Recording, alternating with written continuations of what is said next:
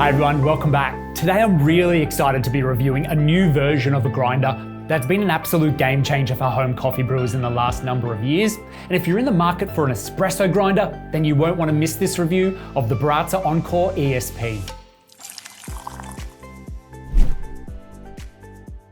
In terms of the build and the design, it's business as usual on the Baratza Grinder with a sleek, compact and sturdy plastic construction. Underneath this though, the Encore ESP is no ordinary Encore.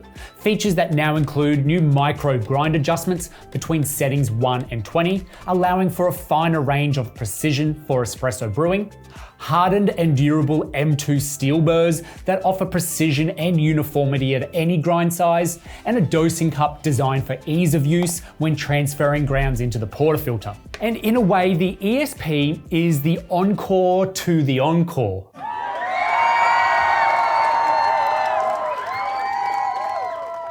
Now, before there was the Niche Zero, hailed as the most user-friendly grinder on the market, we had the Baratza Encore, though it couldn't do espresso. It did really bridge that gap for many filter coffee enthusiasts at home looking for value for money in a grinder without compromising on performance. And now with the ESP taking that direction towards espresso brewing, let's take a further look and unlock its full potential and find out, will the Baratza Encore ESP live up to the buzz? So like this video, subscribe to the channel, let's jump in and find out. First and foremost, the versatility of this grinder is what we need to talk about, as we're now looking at a very affordable all-purpose grinder.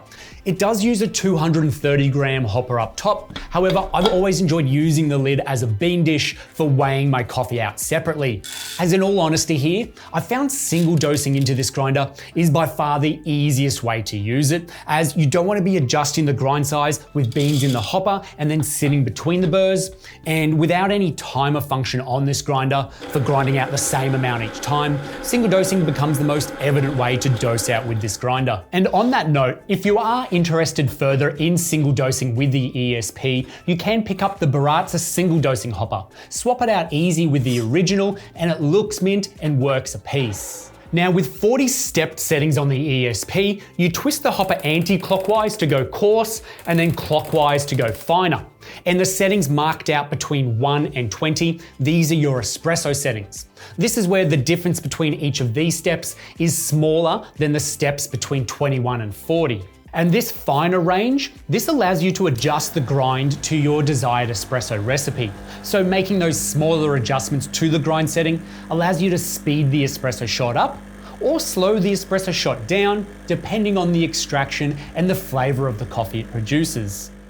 And when looking at that 21 to 40 grind setting range, you still find all the necessary settings for other brew methods that are available, from mocha pot to AeroPress, Hario V60 and other pour overs, to batch brews, French press, and cold brewing. Another huge pro is the consistency to the grind. The Encore ESP utilizes Baratza's best high quality burrs using a 40mm M2 stainless steel 6-core conical set, and has an 80 watt motor and burrs spinning at 550 RPMs. This manages a respectable 1.5 to 2.5 grams a second in grinding speed. Now, the way in which you turn the ESP on is through a switch on the side of the grinder here. And it also has a purge button found on the front of the grinder. And if you're single dosing your beans, this purge button takes on more of a function of knocking the remaining retention out of the chute of the grinder without having to use this big switch and flipping it on and off constantly. In catching the grinds, you either have a 140 gram bin or a 25 gram anti-static dosing cup. The bin slides in and out easily, and with the dosing cup, place the dosing cup base in first, and the Encore ESP dosing cup, it's compatible with 54mm portafilters along with 58mm ones, which I found a first among many grinders. You simply need to add that rubber ring to the cup for 58mm compatibility, and then transferring grounds into your portafilter becomes that much easier. Now, let's take a moment to look at the cons of the Baratza Encore ESP. And one potential drawback is it is a bit noisy when grinding. So in real time right now, we're gonna grind out a 20 gram dose of beans. I'm gonna place it on an espresso setting and we'll see how quick and loud it is.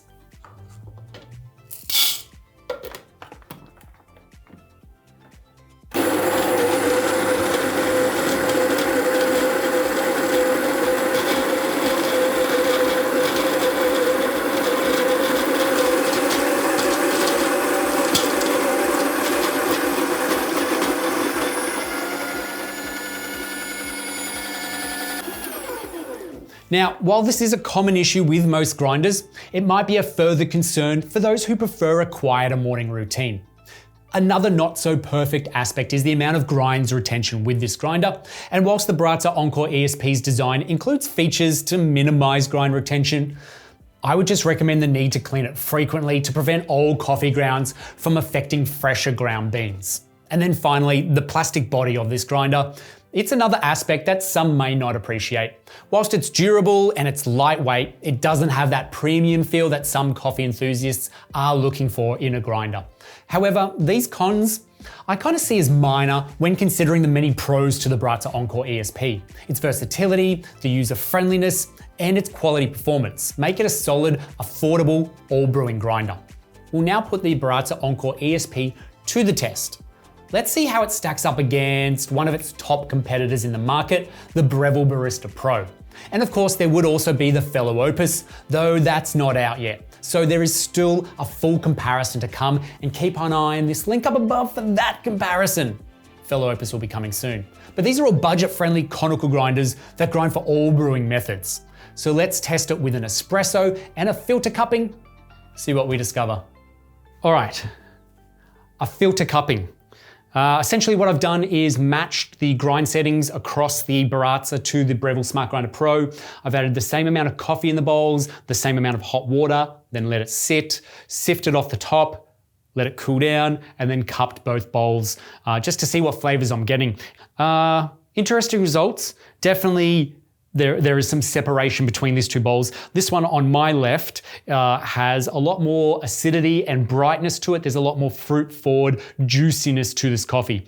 Not a lot of body, not a lot of texture. This bowl here, definitely a lot more full-bodied, a lot more creamy texture to it. Not a lot of acidity up front, but certainly some sweetness that's carrying over through the body. So whereas this is bright, fruity, and juicy, this is more bold, creamy, and texturized, which is really interesting. Like getting some texture into a filtered coffee is something that's really difficult, and it's done quite well in this cup of coffee here.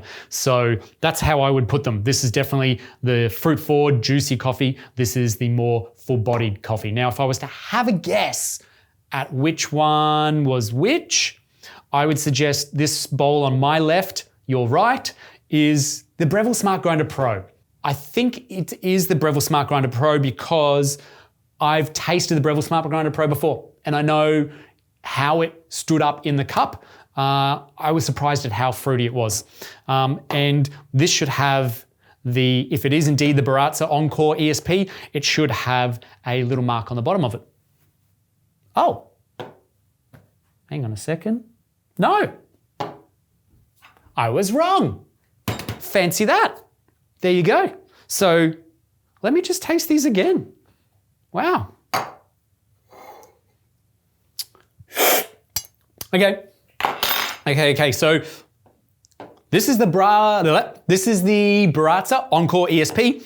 Fruity, juicy, bright, drops off quite quickly. This is the Breville Smart Grinder Pro. It has a little bit, it's brightened up a little bit more, but it has a little bit more texture and flavor to the end of it. But I wouldn't say it's as juicy or fruity as the Baratza Encore. That's really cool. There you go. Let's check out the espresso. One made on the Baratza Encore ESP, one made on the Breville Smart Grinder Pro. Both espressos ran really well. I put 20 grams in, 40 grams out in both ran to 27 seconds, which was great. I have the Baratza actually set on 7.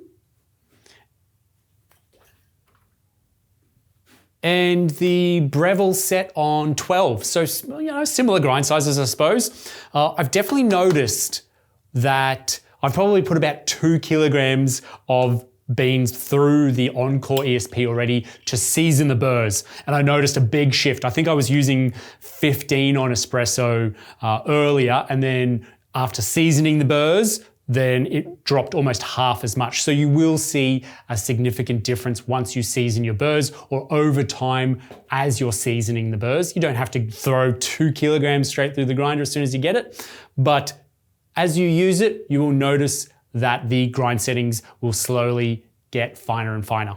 All right, let's taste these espressos. Chocolatey, hint of sweetness, balanced. The sweetness is really balanced with a little bit of acidity, not a lot of acidity, mostly full-bodied chocolatey coffee, very rounded, heavy, kind of lingering aftertastes with it, but really nice, sweet, kind of like 60 to 70% chocolate going on in there, which is nice. Like I said, there's a sweet bitterness to it. Hint of acidity. All right, so this coffee, a lot more texture. Creamy, really creamy texture to it, lingering full. Like I said, it's round, it's full body, it kind of carries everything through to the finish. And its texture, there's a little bit of viscosity in this espresso, whereas this is a bit thin, a bit more brightness to it. So whereas I said this is like 60, 70% chocolate, really round and rich and nice and chocolatey, this is kind of like backing it off a little bit. This is like 45. This is like almost milk chocolate. Very thin, sweet. Again, it's balanced acidity. It has a roundness to it just in its body, but very thin in texture and viscosity. So it doesn't feel like you're biting into something so much as this coffee does. I can tell that this coffee, whatever this grinder is, would probably work much better for perhaps single origin coffees or brighter, fruitier, sugar forward coffees. I would say right now, just using this coffee, this is my favorite cup, just because it makes what the coffee is more enjoyable, being more round, more chocolatey, full bodied, whereas this, a bit lighter. Not that I'm saying I don't like milk chocolate, but I just feel like there's more desirable, enjoyable flavors in this than there is in this cup. That is where I'm at. Full bodied, heavy, chocolatey, round, sweet bitterness, light body, a little more brightness, a little bit more sweetness in this cup. Now, I've already done a great review on the Breville Smart Grinder Pro, and you can find that from the link up above. And through those testings, I did discover that the Breville Smart Grinder Pro did in fact surprise me a little bit with its brightness to the coffee and a lighter texture than I think I had it next to the Niche Zero, believe it or not.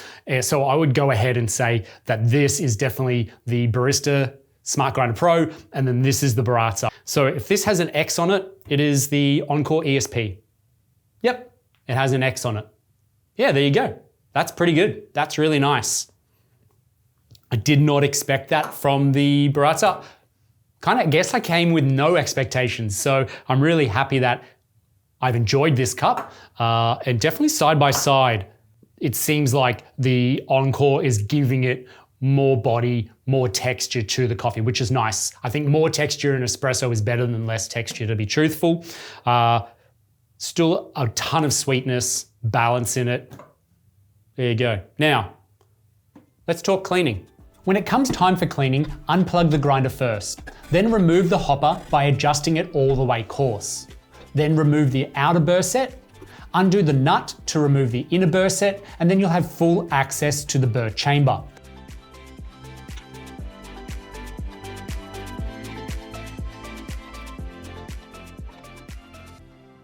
There are further parts here that you can remove to fully disassemble this grinder, and you are also provided with additional washers that sit underneath the inner burr, and these will increase the range of finer grind settings, though I honestly found the ESP to have a great range here without adding any further washers. And then all you have to do is reassemble it in the correct order. In conclusion, the Baratza Encore ESP grinder has a lot to offer.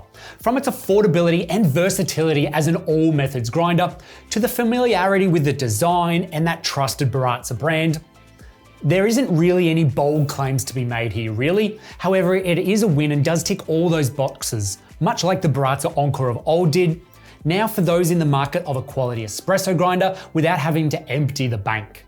And after weighing the pros and cons, I'm not even sure why you would look twice at the OG Encore once this becomes available. So thanks for joining us to the end of this review. And if you have any further questions on the Encore ESP, add them in the comment section down below and we'll get straight back to you. Until next time, happy brewing.